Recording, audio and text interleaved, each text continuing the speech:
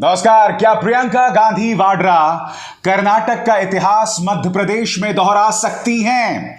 सबसे पहले दोस्तों देखिए, नर्मदा में ग्वारी घाट पर इस तरह से पूजा अर्चना कर रही हैं प्रियंका गांधी वाड्रा। और यह पहली बार नहीं है। प्रियंका गांधी वाड्रा जो है मध्य प्रदेश में तीसरी या चौथी बार राजनीतिक दस्तक दे रही हैं, चुनावी दस्तक दे रही हैं। प्रियंका गांधी वाड्रा की मौजूदगी से भारतीय जनता पार्टी इस कदर बौखला गई है कि नर्मदा घाट पर वो जो पूजा अर्चना कर रही हैं, पूरी गोदी मीडिया ने इस तस्वीर को उठाकर दोस्तों यह कहना शुरू कर दिया है कि क्या कांग्रेस जो है वो सॉफ्ट हिंदुत्व पर चुनाव लड़ रही है। गौर कीजिएगा, क्या कांग्रेस नर्म हिंदुत्व पर चुनाव लड़ रही है? और इस बात को समझिए कि ऐसा गोदी मीडिया क्यों कह रहा है। क्योंकि अगर चुनाव हिंदुत्व पर लड़ा गया तो मध्य प्रदेश जैसा राज्य, वहां पर भारतीय जनता पार्टी के लिए जीतना बहुत आसान हो जाएगा। ऊपर से प्रधानमंत्री नरेंद्र मोदी का अपना करिश्मा, और यह ना भूलें कि चुनाव होने वाले हैं नवंबर दिसंबर में, राम मंदिर के कपाट खुलने वाले हैं जनवरी में। इसीलिए गोदी मीडिया के इस टूल किट को समझिए। मैं आपको बतलाऊंगा कि किस तरह से प्रियंका गांधी वाड्रा जो हैं भ्रष्टाचार के मुद्दे पर लगातार हमला बोल रही हैं शिवराज सिंह चौहान सरकार पर। मगर देखिए दोस्तों, गोदी मीडिया को प्रधानमंत्री नरेंद्र मोदी के कार्यालय के जोशी जी से क्या होमवर्क मिल गया है। सभी गोदी मीडिया जो हैं एक ही जुबान में बात कर रहे हैं, एक एक करके आपके स्क्रीन पर। कर्नाटक में बजरंग बली हिट तो मध्य प्रदेश में भी फिट। कायदे से इस चैनल को यह सवाल पूछना चाहिए था कि जिस तरह से बजरंग दल के साथ बजरंग बली को जोड़ दिया गया था, भारतीय जनता पार्टी ने गलत किया था और उसी का नुकसान उसे कर्नाटक में हुआ था। मगर यहां पर क्या किया जा रहा है, बजरंग बली को कांग्रेस के साथ जोड़ा जा रहा है। इनकी शातिर सोच को देखिए दोस्तों। मध्य प्रदेश के चुनावों को अभी से धर्म की तरफ धकेला जा रहा है। आगे देखिए साहब, न्यूज 18 अंबानी का न्यूज चैनल, सियासी संग्राम बजरंग बली के नाम।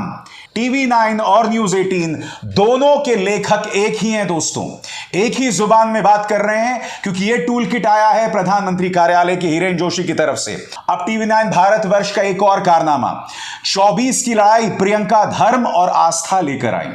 मुझे एक बात बताइए, अगर कोई नर्मदा घाटी जाकर शीश झुका रहा है तो उसमें सॉफ्ट हिंदुत्व कहां से आ गया? बताइए, कहां से आ गया सॉफ्ट हिंदुत्व? मैं जो आपसे कह रहा हूं उसे समझिए दोस्तों। आखिर क्यों गोदी मीडिया मध्य प्रदेश के चुनावों को हिंदुत्व की तरफ ढकेल रहा है? क्योंकि जैसे ही ये चुनाव हिंदुत्व की तरफ ढकेले जाएंगे, इसका सीधा फायदा भारतीय जनता पार्टी को मिलेगा। आगे देखिए, बीजेपी ने कहा प्रियंका गांधी को आरती लेना भी नहीं आता। क्या कहा मैंने कुछ देर पहले है दोस्तों, पहले चुनावों को हिंदुत्व की तरफ ढकेलो, फिर प्रियंका गांधी वाड्रा पर यह आरोप लगाओ कि उन्हें आरती लेना भी नहीं आता। अब देखिए आपके स्क्रीन पर, माननीय देश के गद्दारों को गोली मारो ठाकुर अनुराग ठाकुर क्या कह रहे हैं? राहुल गांधी मुंह दिखाने लायक नहीं बचे, इसीलिए बहन को भेजा। याद कीजिए दोस्तों, जब राहुल गांधी ने यात्रा शुरू की थी, भारत जोड़ो यात्रा, याद है आपको? तब इस आदमी ने क्या कहा था कि भाई और बहन में नहीं पट रही है, इसीलिए प्रियंका गांधी वाड्रा जो हैं अभी तक भारत जोड़ो यात्रा में शामिल नहीं हुई। अब ये क्या कह रहे हैं? अब माननीय मंत्री जी ये कह रहे हैं कि भाई से बात नहीं बन रही तो बहन को आगे कर दिया। पहले फैसला कर लो कि भाई बहन में तकरार है या भाई बहन में प्यार है। आगे देखिए साहब, एबीपी न्यूज, जय बजरंग बली, प्रियंका चुनाव में चली हुंकार। कांग्रेस को, जैसे मैंने कहा ना, वही जुबान अब जी न्यूज भी बोल रहा है, कांग्रेस को सॉफ्ट हिंदुत्व का सहारा। प्रियंका गांधी वाड्रा का बीजेपी पर बड़ा हमला, कहा बीजेपी सरकार में घोटाले पर घोटाले। और मैं आपको बतलाना चाहता हूं दोस्तों कि घोटाले वाले मुद्दे पर दरअसल प्रियंका गांधी वाड्रा ने किस तरह से हमला बोला है आपके स्क्रीन पर। बकौल प्रियंका गांधी वाड्रा, भारतीय जनता पार्टी ने 220 महीनों के शासन में 225 घोटाले किए हैं। व्यापम घोटाला, शिक्षा भर्ती घोटाला, पुलिस भर्ती घोटाला, खनन घोटाला, कोरोना घोटाला, बिजली विभाग का घोटाला, ई टेंडर घोटाला, टीवी सेट वितरण घोटाला। इन्होंने नर्मदा मैया और महाकाल कॉरिडोर को भी नहीं बख्शा। सुनिए प्रियंका गांधी वाड्रा क्या कह रही हैं आपके स्क्रीन पर।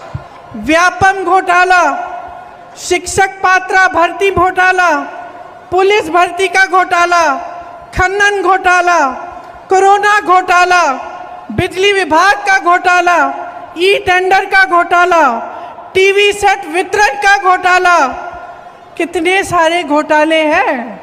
इतनी लंबी लिस्ट है घोटालों की कि जो मोदी जी ने वो गालियों वाली लिस्ट निकाली, उससे लंबी तो ये लिस्ट है। नर्मदा मैया को नहीं छोड़ा, खनन करा रहे हैं वहां। महाकाल के कॉरिडोर को नहीं छोड़ा।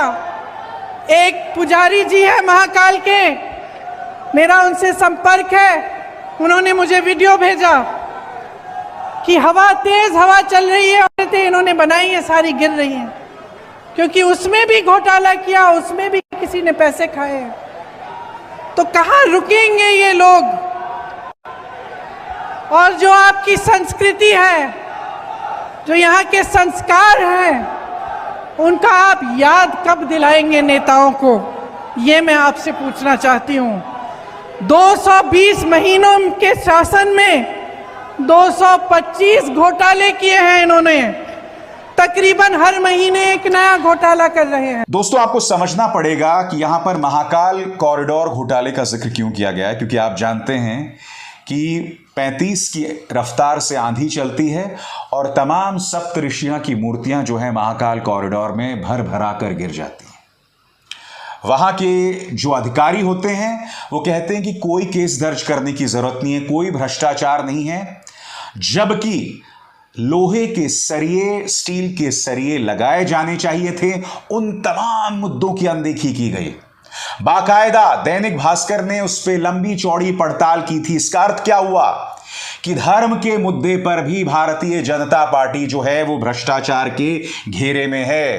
कांग्रेस को यह उम्मीद है कि जिस तरह से उसने 40% कमीशन की सरकार का नारा कर्नाटक में दिया था, वही नारा मध्य प्रदेश में दिया जाएगा, क्योंकि भारतीय जनता पार्टी सरकार के मुंह पे करारा तमाचा पड़ा है महाकाल कॉरिडोर में सप्त ऋषियों की मूर्तियां बिखरने के बाद। इसीलिए प्रियंका गांधी वाड्रा उस बात का जिक्र कर रही हैं। अब मैं आपको बताता हूं टूल किट जो है किस तरह से उनके खिलाफ चल रहा है। दोस्तों, ये देखिए, मोहब्बत से मंदिर तक प्रियंका की पॉलिटिकल पूजा, यानी कि दूसरे करें तो धार्मिक आध्यात्मिक पूजा, मगर कांग्रेस के नेता करें तो पॉलिटिकल पूजा। आगे देखिए, यानी कि प्रधानमंत्री नरेंद्र मोदी तो भगवान राम का इस्तेमाल, महाकाल कॉरिडोर का इस्तेमाल, इन तमाम जगहों का इस्तेमाल राजनीति के लिए कर सकते हैं और वो पॉलिटिकल पूजा नहीं होगी, मगर जब विपक्ष का कोई नेता पूजा करे तो वो पॉलिटिकल पूजा हो जाती है। तो एक तरह से कहा जा सकता है दोस्तों कि कांग्रेस जो है इस चुनावों में मैदान में अभी से उतर गई है और एक प्लानिंग के साथ उतर रही है। और एक बात तय हो गई है कि प्रियंका गांधी वाड्रा ने जो भूमिका कर्नाटक में निभाई थी, वही भूमिका अब वो मध्य प्रदेश में निभाती दिख रही हैं। कहीं ना कहीं भारतीय जनता पार्टी के खिलाफ कांग्रेस को यह लग रहा है कि मध्य प्रदेश की जो महिला वोटर्स हैं वो प्रियंका गांधी वाड्रा की मौजूदगी से उनकी तरफ आ सकती हैं। गौर कीजिएगा, प्रियंका गांधी वाड्रा ने अपने भाषण में मध्य प्रदेश से जुड़ी जो महिला प्रतीक हैं, सांस्कृतिक महिला प्रतीक हैं, उनका किस तरह से जिक्र किया। प्रियंका गांधी वाड्रा क्या कहती हैं आपके स्क्रीन पर। जबलपुर की धरती को संस्कार धनी कहा जाता है। मध्य प्रदेश में ऐसी महिलाएं हुई हैं जो सत्य के लिए लड़ी और इस धरती को गौरवान्वित किया। यहां रानी दुर्गावती जी, रानी अहिल्याबाई जी और रानी अवंतीबाई जी की धरती है। सुनिए वो क्या कह रही हैं। इस धरती को, जैसे आपने कहा, संस्कार धानी कहा जाता है। यहां ऐसी महिलाएं पैदा हुई जो सत्य के लिए लड़ी, क्रांतिकारी थी और जिन्होंने इस धरती को और भी गर्वित किया। रानी दुर्गावती जी, रानी अहिल्याबाई, अवंतीबाई लोधी जी, ये उन्हीं की धरती है। आज मेरी बहनें इतनी बड़ी तादाद में यहां आई हैं, तो हम सब उनका आशीर्वाद मांगते हैं। और इस धरती ने देश भर में आदिवासी संस्कृति का झंडा बुलंद किया। इसीलिए आज यहाँ खड़े होकर हम आराध्य बड़ादेव जी को प्रणाम करते हैं और उनका भी आशीर्वाद मांगते हैं। प्रियंका गांधी वाड्रा ने न सिर्फ महिलाओं का मुद्दा उठाया, महिलाओं से जुड़े प्रतीकों का मुद्दा उठाया, बल्कि यह भी कहा कि जो वादे हमने किए हैं उसे हम पूरे करेंगे। और मिसाल यहां वो कर्नाटक की दे रही हैं। एक बार फिर कांग्रेस ने कुछ रेवड़ियां जो हैं वो जनता के सामने छोड़ी हैं, जो आपके स्क्रीन पर हैं। महिलाओं को हर महीने 1500 रुपए, 500 रुपए में रसोई गैस सिलेंडर, 100 यूनिट बिजली माफ, 200 यूनिट बिजली हाफ, पुरानी पेंशन स्कीम लागू, किसानों का कर्ज माफ। बड़ा प्रश्न, क्या ये तमाम नारे सिर्फ लोक लुभावन नारे हैं, या कांग्रेस को लगता है कि इन नारों के जरिए वो मध्य प्रदेश की सत्ता के शिखर तक पहुंच सकती है? और पहुंच भी गए तो 2018 की मिसाल हमारे सामने है।